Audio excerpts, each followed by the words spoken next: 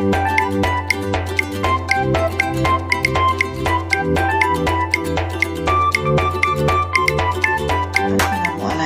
warahmatullahi wabarakatuh. Selamat pagi, selamat siang, selamat sore, selamat malam. Hai para siswa kelas 8 SMP ya, semester 1. Berjumpa lagi dengan saya Siti Umi Fitriah SPD MSI, guru dari Kota Salatiga. Pada kesempatan kali ini mari kita melanjutkan ya pemaparan materi. Kalau kemarin kita sudah memaparkan mengenai bagian A dan B, mari kita sekarang memaparkan bagian C, yaitu teknologi yang terinspirasi dari struktur jaringan tumbuhan. Materi ini masih bagian dari bab 3, yaitu struktur dan fungsi tumbuhan ya, masih berpedoman pada buku yang sama, yaitu buku terbitan Kemdikbud untuk K13 revisi tahun 2017 ya, bab 3. Mari langsung saja kita mulai pemaparan materinya ya.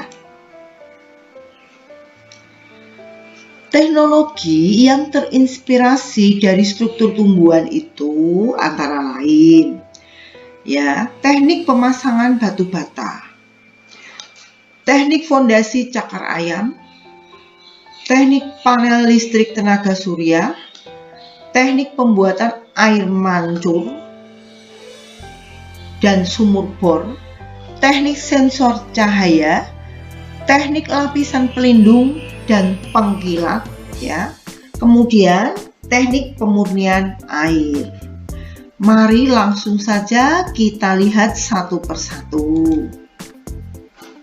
Yang pertama, teknik pemasangan batu bata. Kalian pasti pernah melihat ya Pak Tukang saat membangun rumah. Nah, batu bata disusun begitu rapinya, begitu rapatnya dengan direkatkan dengan adukan semen dan pasir. Nah, ternyata bangunan susunan batu bata itu terinspirasi oleh ini, jaringan epidermis ya. Bisa kalian lihat jaringan epidermis itu kalau di bawah mikroskop bentuknya seperti ini, seperti susunan batu bata. Dan ini membuat semakin kuat ya, semakin kuat karena menjadi satu kesatuan sehingga lebih kuat. Nah, penjelasannya ini ya. Teknik pemasangan batu bata terinspirasi dari jaringan epidermis tumbuhan. Jaringan epidermis tersusun atas sel dengan bentuk persegi, ya, panjang, rapat dan tanpa ruang antar sel. Epidermis berfungsi melindungi jaringan yang ada di bawahnya. Begitu juga dengan batu bata pada bangunan ya. Karena letaknya tembok itu di pinggir sehingga melindungi bagian dalamnya. Yang kedua yaitu teknik fondasi cakar ayam. Kalian pernah lihat pembangunan gedung-gedung bertingkat. Di bawahnya diberi fondasi dengan besi yang ukurannya lebih besar ya, dan biasa disebut dengan cakar ayam. Dan ini terinspirasi oleh apa? Oleh tanaman, oleh tumbuhan. Contohnya pada pohon kelapa. Pada pohon kelapa akarnya kan banyak ya, di bawahnya lebih besar. Ternyata dia bisa menopang pohon kelapa yang tinggi. Nah, pohon tidak hanya kelapa, pinang, ya, palem dan sebagainya. Konstruksi cakar ayam adalah salah satu metode rekayasa teknik dalam pembuatan pondasi bangunan. Teknik konstruksi cakar ayam memungkinkan pembangunan struktur pada tanah lunak seperti rawa-rawa ya. Dan metode ini diciptakan oleh orang Indonesia, yaitu siapa? Profesor Dr. Insinyur Sudiatmo ya, pada tahun 1961. Yang ketiga yaitu teknik panel listrik tenaga surya atau solar cell ya. Panel surya merupakan alat yang dapat mengubah sinar matahari menjadi energi listrik. Ketika cahaya matahari menabrak permukaan panel surya menerima banyak elektron ya, partikel penyusun atom yang bermuatan negatif ya, nama lain dari elektron itu partikel penyusun atom yang bermuatan negatif pada panel surya bergerak melalui suatu konduktor dan menjadi arus listrik. Dan mekanisme kerja panel surya dalam proses fotosintesis di daun ini terinspirasi oleh mekanisme dari proses fotosintesis yang terjadi pada ini ya, daun ya. Jadi panel surya itu terinspirasi proses fotosintesis pada daun. Nah, ini ya. Pada proses fotosintesis juga dibutuhkan cahaya dan zat hijau daun yang disebut klorofil. Melalui fotosintesis ini dihasilkan oksigen dan glukosa, kita tahu ya, atau zat gula. Saat daun terkena sinar matahari, klorofil akan menyerap energi cahaya. Elektron pada kompleks klorofil akan bergerak melalui suatu saluran dan menyebabkan muatan positif ikut bergerak. Muatan positif ini selanjutnya bergerak menuju kompleks enzim yang berfungsi menghasilkan energi kimia berupa ATP dan NADPH. Energi ATP dan NADPH ini selanjutnya akan digunakan untuk mengubah CO2 menjadi glukosa. Dan ini prosesnya. Yang keempat yaitu teknik pembuatan air mancur dan sumur bor. Teknik ini terinspirasi dari konsep kapilaritas pada jaringan xilem ya. Kita tahu jaringan xilem itu memang mengangkut air dan garam-garam mineral dari akar menuju daun ya. Jaringan xilem merupakan jaringan tumbuhan bertabung yang berfungsi mengangkut air dan mineral dari tanah menuju daun. Jaringan xilem dapat dilewati air dan mineral karena memiliki daya kapilaritas, daya tarik-menarik di dalam pembuluh halus atau kapiler. Nomor 5, teknik sensor cahaya yang biasanya digunakan pada lampu jalan ya. Dan ini terinspirasi pada tanaman kaktus dan stomata ya. Penjelasannya sebagai berikut. Beberapa lampu penerangan jalan ada yang dapat menyala sendiri ketika menjelang malam dan mati sendiri saat menjelang pagi tanpa harus dinyalakan dan dimatikan secara manual. Lampu penerangan jalan tersebut mampu menyala dan mati secara otomatis karena dilengkapi dengan sensor cahaya yang disebut fotoresistor atau light dependent resistor atau LDR dan saklar pengatur on dan off. Fotoresistor ini mampu mendeteksi ada dan tidak adanya cahaya di lingkungan sekitar.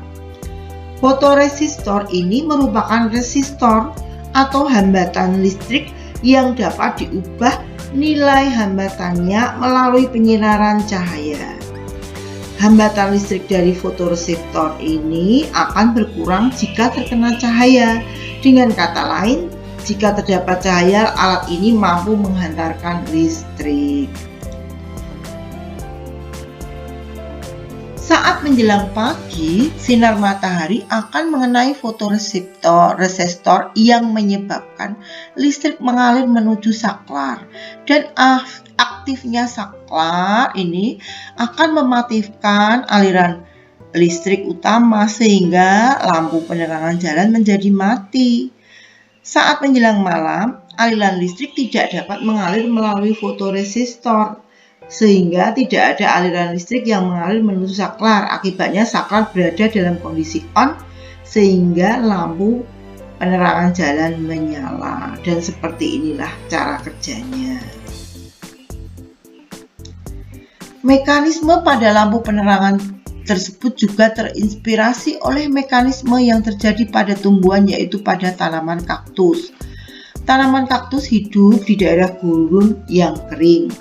Tumbuhan kaktus memiliki stomata yang unik Stomata kaktus akan membuka saat malam hari dan akan tertutup saat siang hari untuk mengurangi penguapan air.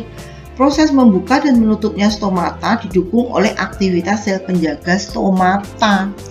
Sel penjaga stomata ini memiliki reseptor cahaya yang disebut fotoreseptor yang peka terhadap cahaya.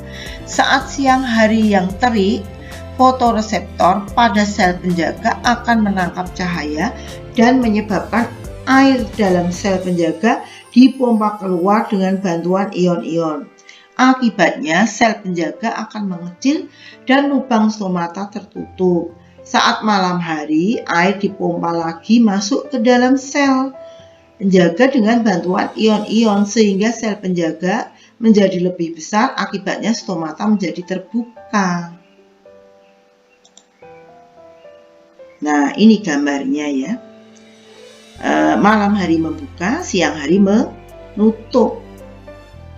Semua dipengaruhi oleh ini kerja dari sel penjaga. Nomor 6, teknik lapisan pelindung dan pengkilat ya. Terangannya, daun pada tanaman talas atau daun teratai sangat bersih dan tahan air ya. Ada istilah bagikan air di daun talas. Kenapa? Karena di daun talas ada kutikula. Kutikula menyebabkan air tidak bisa menembus lapisan di dalamnya ya. Ini dikarenakan pada penampang melintang dari kedua daun tersebut terdapat lapisan tebal yang disebut kutikula yang tersusun atas senyawa lipid berupa lilin atau wax ya, dan polimer hidrokarbon yang disebut kutan. Kedua senyawa ini bersifat hidrofobik atau tidak suka air, sehingga jika air mengenai lapisan ini tidak akan membasahi daun. Lapisan lilin ini juga mampu mencegah menempelnya debu atau kotoran lain dan membuat daun tetap bersih. Ilmuwan juga telah mengadopsi mekanisme ini dan menerapkannya untuk membuat cat yang tidak mudah kotor, lapisan pengkilat, dan lapisan anti air, misalnya pada semir sepatu, lapisan pengilat pada mobil atau perabot rumah tangga, dan sebagainya. Dan inilah ya yang menginspirasi lapisan pengilat ini, daun talas ya. Lapisan pelindung kutikula pada daun tumbuhan, tepatnya tumbuhan talas. Nah, air tidak bisa menyerap ke dalamnya ya. Sehingga tadi ada istilah bagikan air di daun talas karena hanya bisa goyang ke sana kemari tapi tidak bisa menyerap. Atau kalau artinya sendiri, bagikan air di daun talas itu adalah orang yang nggak punya pendirian ya. Tapi jangan seperti itu kalian ya. Kalian sebagai siswa harus punya pendirian dan percaya diri, tidak boleh seperti air di daun talas. Ikut ke sana, ikut kemari. Tidak bagus kalau seperti itu ya. Kemudian yang B ini adalah perbandingan mobil sebelum dan sesudah dilapisi pelindung. Nah, ini sebelum ya, ini sesudah. Ternyata bagusan yang mana? Mengkilat yang sudah ya, karena dilapisi oleh wax atau lilin. Dan ini teknologi yang ketujuh, yang terakhir ya, teknik pemurnian air. Nah, banyak sekali ya, ada sekarang merek-merek produk pun sekarang ada alat pemurnian air ya. Terangannya adalah ya, pada umumnya perairan yang ditumbuhi enceng gondok, kondisi airnya jernih. Hal ini dikarenakan akar-akar enceng gondok berbentuk serabut-serabut yang banyak dan rapat mampu menyerap partikel-partikel yang terlarut dalam air, sehingga air menjadi bersih. Bahkan zat-zat berbahaya seperti racun pun dapat diserap oleh enceng gondok. Pada membran sel akar terdapat lubang-lubang atau saluran kecil. Saluran ini terbentuk dari protein dan memiliki lubang dengan ukuran tertentu dan daya ikat tertentu pula. Salah satu salurannya yang bernama aquaporin ya. Aquaporin ini merupakan saluran protein kanal yang hanya dapat dilewati oleh air, sehingga partikel lain tidak dapat masuk lewat aquaporin. Mekanisme tersebut menginspirasi ilmuwan untuk mengembangkan teknologi penyaringan atau pemurnian air. Dengan teknologi ini, air yang kotor dapat disaring sehingga air hasil penyaringan benar-benar bersih dan aman untuk dikonsumsi. Dan ini mekanismenya ya. Ini contoh yang menginspirasi adalah tanaman enceng gondok ya. Ini akarnya serabut berupa rambut-rambut akar. Nah, dan ini jalur penyerapan air serta partikel lainnya. Ini ya, mekanismenya dibuat seperti ini oleh para ahli dan dihasilkan air yang bersih. Nah, ini alat yang dihasilkan ya. Apabila mengamati membran sel akar secara lebih teliti dengan menggunakan mikroskop elektron, maka akan terlihat lubang-lubang atau saluran kecil pada membran sel akar. Saluran ini terbentuk dari protein dan memiliki lubang dengan ukuran tertentu dan daya ikat tertentu pula. Salah satu salurannya bernama aquaporin ya, tadi sudah kami jelaskan. Dan ini menghasilkan air yang benar-benar jernih dan bisa dikonsumsi. Dan ternyata materi mengenai bagian C yaitu teknologi yang terinspirasi oleh tumbuhan sudah selesai.